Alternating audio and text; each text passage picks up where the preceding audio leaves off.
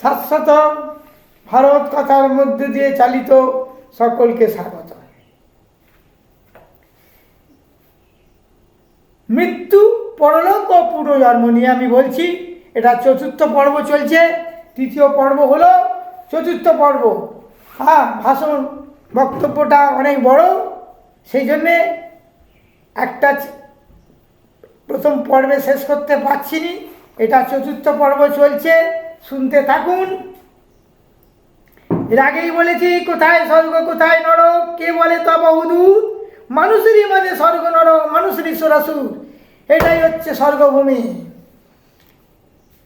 কিরকম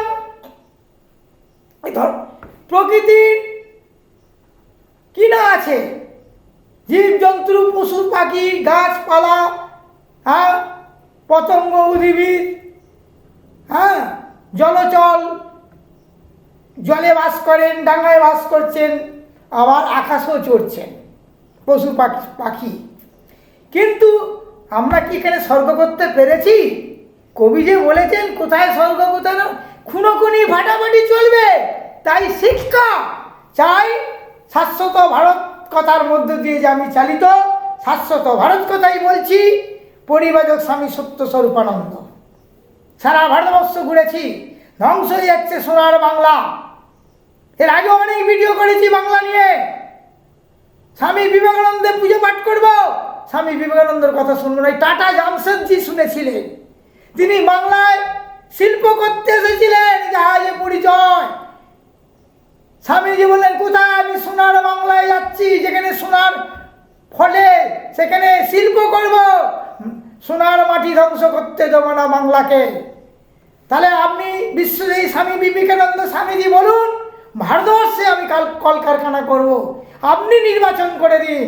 তিনি সেই কাঁকুড়ে মাটি, অনুর্বর যে জমি, যেখানে কারখানা করলেন, যার নামে টাটা জামশেদজি, টাটা নগর হয়েছে। শ্যামসাদা, রতন টাটা, টাটা সিঙ্গুর বাংলাকে নষ্ট করছে। আজকে যারা গদিতে জনপ্রতিনিধি, তারাও বাংলাটাকে নষ্ট করছে। চারিদিকে কারখানা আর কারখানা, কারখানা লোহা চিবাবো।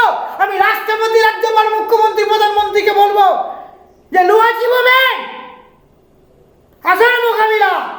এদিকে মুখে বলছেন ধনধান্যে পুষ্পে ভরা আমাদেরই বসুন্ধরা, বন্দে মাতরম সুজলাং সুফলাং। কি বলবো 75 বছর বয়সে? হয় আমার কাছে, মরতে আমি ভয় পাই না। সৎ সনাতন ধর্মকে নষ্ট করছে, হিন্দু ধর্ম সনাতন ধর্মকে নষ্ট করছে। কোথায় গেল? আমি এখনো সাবধান, এখনো বাংলার জমিকে নষ্ট করবেন না। বড় বড় কারখানা মাঠ হয়ে বহুতল বাড়ি, ইস্ট ইন্ডিয়া কোম্পানি 200 বছর এসেছিলেন, তারা ছিলেন পরিবেশবিদ। বহুতল বাড়ি গঙ্গার তলা দিয়ে সুরঙ্গ করে পাতাল রেল, উড়ানপোল করতে পারতো না? কোথায় গেল হাওড়া জেলার জিকেডাব্লিউ বান কোম্পানি? কোথায় গেল? ফাঁকা মাঠ হয়ে বহুতল বাড়ি উঠছে। গ্রাম বাংলাকে নষ্ট করবেন না। এই ভারতবর্ষ বেঁচে আছে গ্রাম বাংলার জন্য।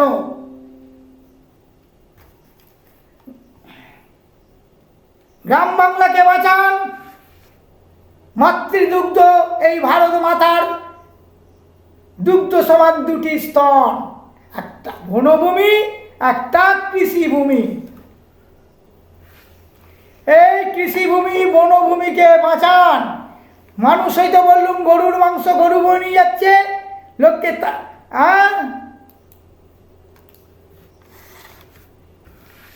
আমি মৃত্যু নিয়ে বলছি, মরণ জপ করুন।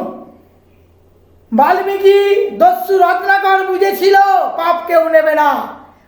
ক্ষমতার অপব্যবহার করছেন। বাংলার মাটিকে কৃষি জমি ফিরিয়ে আনুন। আমি যদি কোনো ক্ষমতা থাকতো রাজনৈতিক, আমি সমস্ত বহুতল বাড়ি ধ্বংস করে দিতে পারতাম, দিয়ে চাষ হতো এই বাংলার জমিতে। যেটা ব্রিটিশের আমলে 200 বছর যেটা হয়ে গেছে। কেন জিকেডাব্লিউ বন্ধ হলো? সাংকিং কেন বন্ধ হলো? বান কোম্পানি কেন বন্ধ হলো? যেসব শিল্প প্রতিষ্ঠান হাওড়া শহরে, কদমতলা, হাওড়া শিল্পগুলো সব ধ্বংস হয়ে যাচ্ছে। সমস্ত এই আম আমি বলছি সেখানে বড় বড় কারখানা হচ্ছে। প্রাক্তন মুখ্যমন্ত্রী মাননীয়া মমতা ব্যানার্জি আমতা কেজুয়া সবচেয়ে বড় কৃষি জমি আপ টু তারকেশ্বর পর্যন্ত চলে গেছে সোজা, ওখানে ধ্বংস হয়ে গেছে। এখনো মাটি ধ্বংস হয়নি। এখনো শুভেন্দু অধিকারীকে মাননীয় আমি বলি, ওই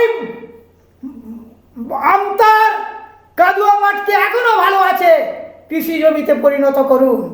বাউন্ডারি পাঁচিল দেওয়া হয়ে গেছে। এর আগেও অনেকবার বলেছি, আমি জনস্বার্থে বলছি। জনগণ মেলা ভেড়া, কিছু লোভে কুকুরও ভয় পায়। কুকুরও ডাকাতি করতে এলে চোর ডাকাত পাউরুটি নেয় না। আমরা তার চেয়ে অদম হয়ে গেছি, পাইয়ে দেওয়া রাজনীতি। আর আমরা ভিখারি। চাল্লাও ডাল্লাও এখনই বন্ধ করুন। যত রকম সরকারি অনুদান আছে, চাল গম আটার আছে, এখনই বন্ধ করো।